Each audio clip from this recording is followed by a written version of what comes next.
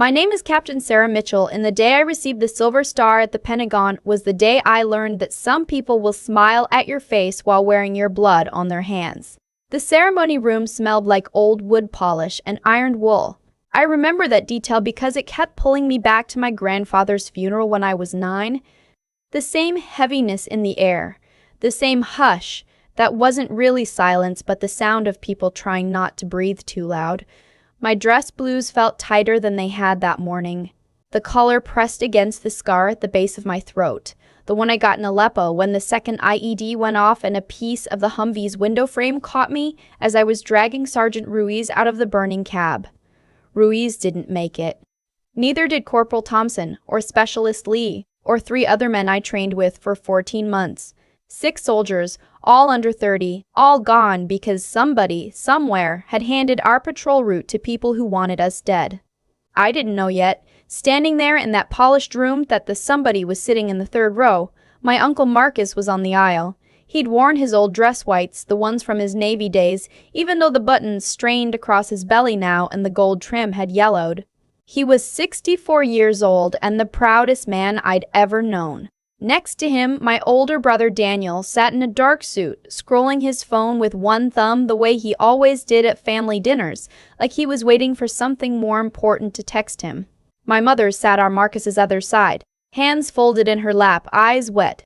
She was the only one in our family who'd ever told me she was proud of me out loud. The rest of them said it with backhanded comments and silence.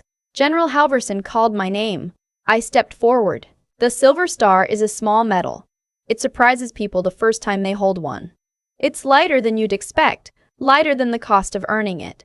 Halverson pinned it just above my combat action badge, his hand steady, his face carefully blank. He shook my hand. He said, "On behalf of a grateful nation, the way generals do," and then he said something quieter just to me. "Captain, we need to talk after this. Don't leave the building." I nodded. I figured it was some routine debrief, maybe a follow-up question about the after-action report I'd filed. I turned to face the room. That's when my Uncle Marcus laughed. It wasn't loud, it was the kind of laugh you let slip when somebody trips over their own feet at a wedding. Small, surprised, almost involuntary. But the room was so quiet that everyone heard it. And then he leaned over to my mother, not even bothering to whisper, and said, "Well, she always did know how to get attention." My mother went red to the roots of her hair. Daniel actually looked up from his phone for the first time and smirked. I stood there in front of 200 people, my new medal still warm where Halverson had touched it, and I felt something inside me go very quiet. Not angry. Not yet. Just quiet, the way the air goes quiet right before a thunderstorm breaks open the sky. Halverson heard it too. I saw his jaw shift. But ceremonies have a rhythm, and the rhythm carried us through. There were photographs.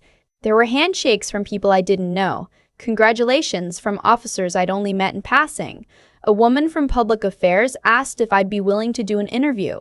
I told her I needed to talk to my family first. Marcus was waiting in the hallway with his arms crossed. "Big day, Sarah," he said, in that voice he'd used my whole life, the voice that meant the opposite of what the word said. Big medal for a little firefight. I looked at him. I'd been looking at him my whole life, and I'd never really seen him. The way a daughter looks at her uncle and just accepts him as part of the wallpaper of her childhood. He'd taught me to ride a bike. He'd shown up at my high school graduation with a card that had $50 in it. He'd also, every Thanksgiving since I'd enlisted, found a way to remind everyone that the Navy was the real fighting force and the Army was where you went when you couldn't get into the Naval Academy. 6 soldiers died, Uncle Marcus, I said. He shrugged. Soldiers die. That's the job. Daniel walked up behind him with my mother trailing 2 steps back. Daniel was the older brother, the one who'd taken over my father's defense consulting firm when Dad's heart gave out 4 years ago. Mitchell Strategic Solutions. 40 employees, mostly retired military, contracts with 3 branches and 2 intelligence agencies. Daniel wore his success the way Marcus wore those old whites, like a costume he was afraid people might forget to admire. "Hey, hero," Daniel said, and the way he said it made my mother flinch. "You gonna let me buy you a drink later? Maybe tell me what really happened over there?" "What really happened?" "You know what I mean." He smiled, all teeth. The version that doesn't end with you getting a shiny piece of metal. I felt Halverson behind me before I saw him. He has that quality, certain men, where the air around them changes when they enter it. He stepped up beside me and looked at my uncle the way you look at something you found stuck to the bottom of your shoe. "Mr. Mitchell," he said. "Mr. Daniel Mitchell. I'd like both of you to come with me, please." Marcus laughed again. "Now, look here, General. I served 22 years in the Navy and I think I've earned the right to talk to my own niece without." "Now, sir." Halverson didn't raise his voice. He didn't have to. 2 MPs appeared at the end of the corridor. Then a man in a charcoal suit I recognized as someone who'd been at the back of the ceremony. He'd been wearing the kind of small American flag pin that civilians don't usually wear. FBI, I thought, or maybe DCIS, Defense Criminal Investigative Service. I'd heard of them, but never met one. My mother grabbed my arm. "Sarah, what is this?" I told her the truth. "I don't know, but I had a feeling. The kind of feeling you get when you've been in firefights, when your body knows something your mind hasn't figured out yet." My pulse was steady, my breathing slow, combat calm. Whatever was about to happen, I was ready.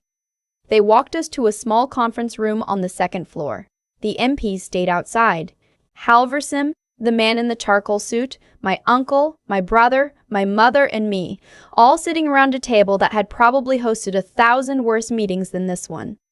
The man in the suit introduced himself as Special Agent Robert Pham, DCIS. He laid a thick folder on the table. He didn't open it yet.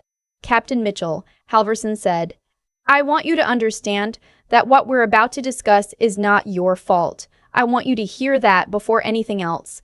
The investigation into the Aleppo ambush has been ongoing for 14 months.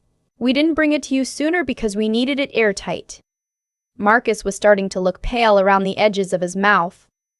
Daniel had stopped smirking. "What investigation?" my mother asked. Halverson nodded at Pham.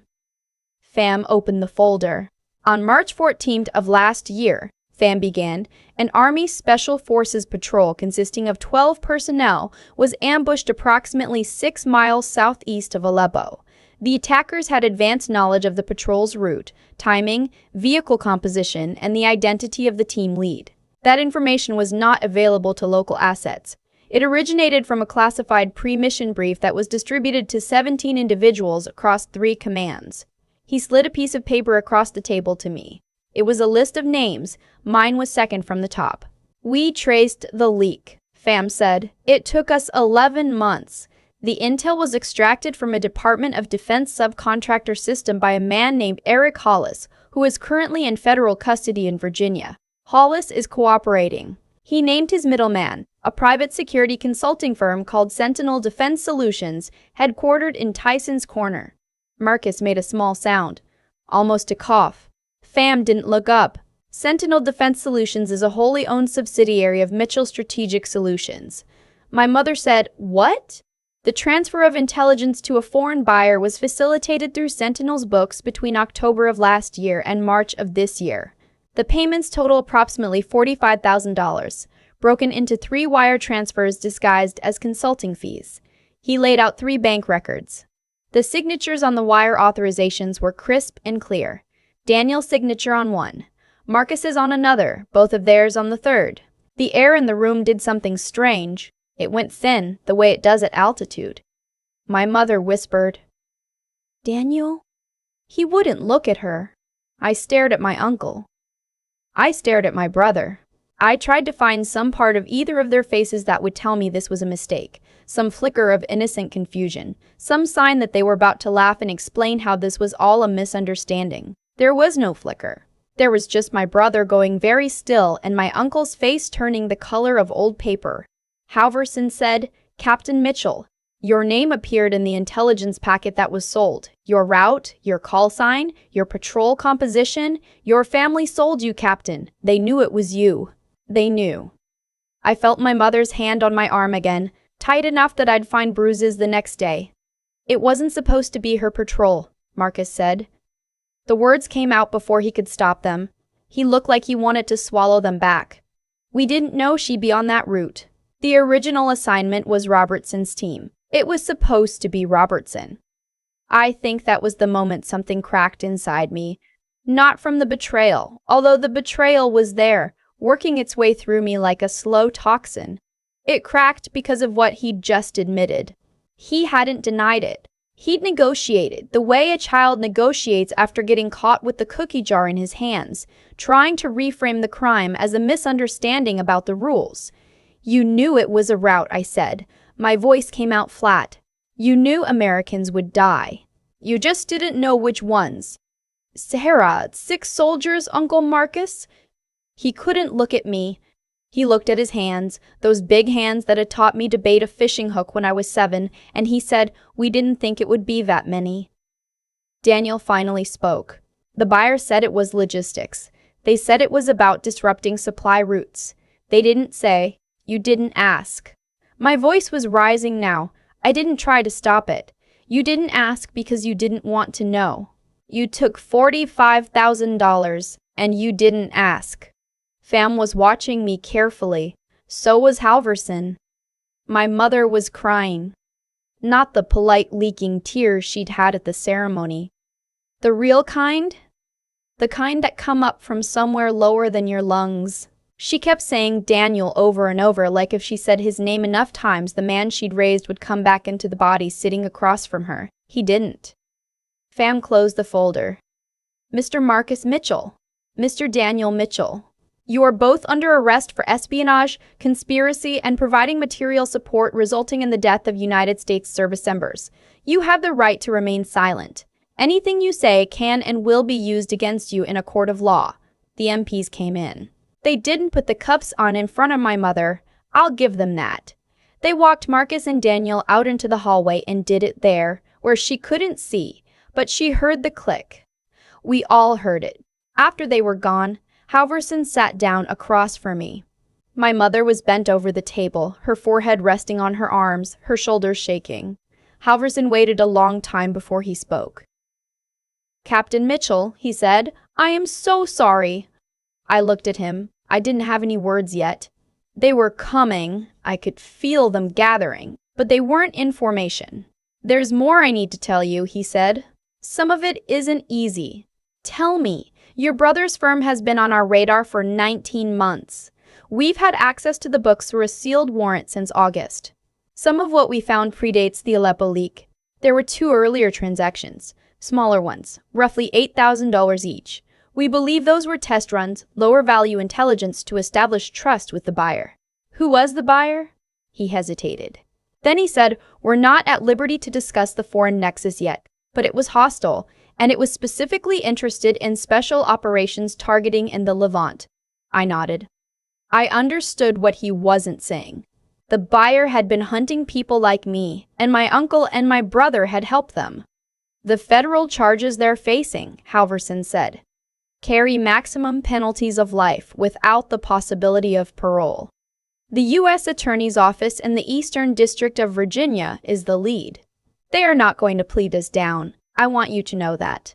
Given the death toll, given the documentary evidence, given the cooperation we've already secured from Hollis, this is going to be a maximum pursuit prosecution. They're going to seek life, both of them. And given what's in this folder, I have no reason to think they won't get it." I sat with that for a moment. I tried to feel something. I couldn't yet. Combat calm. The feelings would come later, in the wrong places, at 3 in the morning when I was making coffee or driving home from the grocery store. "There's one more thing," he said, "and I want you to hear this before you read it in a newspaper. Okay, the Army has been holding the Distinguished Service Cross paperwork on you for 8 months. I felt my mother lift her head. "The Silver Star was always the floor for what you did in Aleppo," Halverson said. "Not the ceiling. The DSC was approved at the Department of the Army levels 6 months ago. It was held because we didn't want to draw additional public attention to the patrol while the investigation was active. With the arrests, that hold lifts. There will be a second ceremony, probably in about 90 days. I didn't know what to say to that. He stood up. He put his hand on my shoulder, lightly, the way an old soldier touches a younger one to acknowledge something that doesn't have words.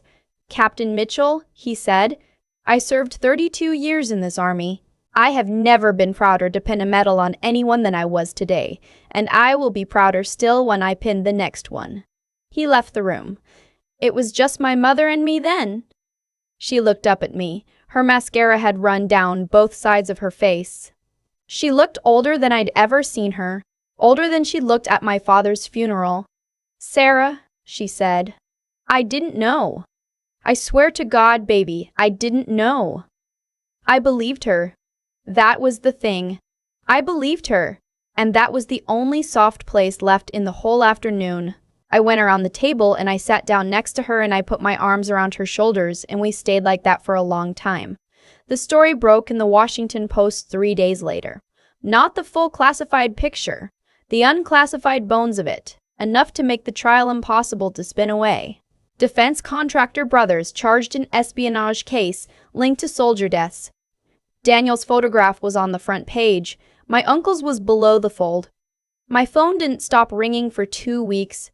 Reporters, old friends I hadn't talked to since West Point, cousins I'd never been close to. I let almost all of it go to voicemail. The thing nobody tells you about being publicly betrayed is how lonely it makes the simple parts of your life. I couldn't go to the grocery store without somebody recognizing me. I couldn't sit at a coffee shop without somebody having an opinion. Strangers came up to me in airports to tell me they were praying for me. Other strangers, fewer but louder, came up to tell me my family was scum and I should change my last name. I learned to nod and say thank you and walk away. The trial took 14 months. I sat in the front row of the courtroom for every day of it that I could attend. My mother sat next to me. We held hands during the worst parts. Eric Hollis testified for the prosecution. He laid the whole thing out, every email, every meeting, every wire. Sentinel Defense Solutions had been set up specifically as a cutout. My brother had recruited Hollis through a contact at a defense industry conference. The buyer had been identified by then, although this specific country was still being kept out of the public record. The buyer had paid more than $2 million to a network of intermediaries. My brother and my uncle had pocketed the $45,000 and change that flowed through their books, but the wider damage was estimated at much higher numbers. The widow of Sergeant Ruiz testified about what it was like to bury a husband. She had 2 children, the youngest had just turned 3. She didn't look at my brother or my uncle. She looked straight ahead at the judge, and she said the things that needed to be said, and then she walked out of the courtroom and threw up in a trash can in the hallway. I followed her out. I didn't know what to say. I held her hair. The jury was out for less than 6 hours. Guilty on all counts. Both of them. Sentencing came 2 months later. The judge, a woman in her 60s with steel-rimmed glasses and a voice that didn't carry but didn't need to, took her time.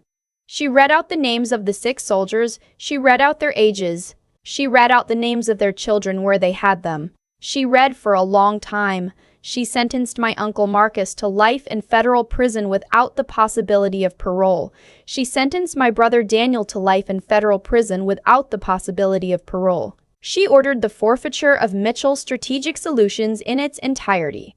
All assets, all accounts, all properties. The proceeds would be placed into a federal restitution fund for the families of the soldiers killed and wounded in the Aleppo ambush. Daniel cried when they let him out. He looked at our mother. Our mother looked at him. She didn't cry that time. She'd cried herself empty in the months leading up to that day, and what was left in her was something harder and quieter. Marcus didn't cry. He just looked very small in his orange jumpsuit, smaller than I'd ever thought a man could look. I did not speak to either of them. There was no scene at the courthouse. The reporters wanted one. I didn't give it to them. The Distinguished Service Cross ceremony happened on a clear morning in late September, almost 2 years after the Silver Star. They held it outdoors this time at a small field at Fort Belvoir. My mother came. 2 of my cousins came, the ones who hadn't picked sides. A row of soldiers from my old unit came, in uniform, on their own time. The families of the 6 soldiers came, all of them. Sergeant Ruiz's widow brought her 3-year-old, who was now 4. She handed her daughter a small bouquet of white flowers, and the little girl walked it across the grass and held it up to me. I knelt down. I took the flowers. I told her thank you in a voice I almost didn't recognize as my own. When I stood back up, General Halverson was waiting with the medal. He didn't make a speech. There are some occasions where the speeches don't help. He pinned the Distinguished Service Cross next to the Silver Star, and he shook my hand and he said quietly, "Welcome home, Captain." That night, I sat on the small back porch of my apartment in Old Town Alexandria with a cup of coffee that had gone cold an hour ago. The sky was the soft purple it gets in early fall, that color that doesn't have a name. I thought about my father. I thought about what he would have done if he'd lived to see this. He'd been a hard man, my father, but he'd loved his country and he'd loved his children, and I don't think he ever knew what his brother and his older son were going to become. Some mercies I've come to believe are accidents of timing. I thought about Sergeant Rees. I thought about Specialist Lee, who had a girlfriend back in Modesto he was going to propose to. I thought about Corporal Thompson, who had a baby on the way.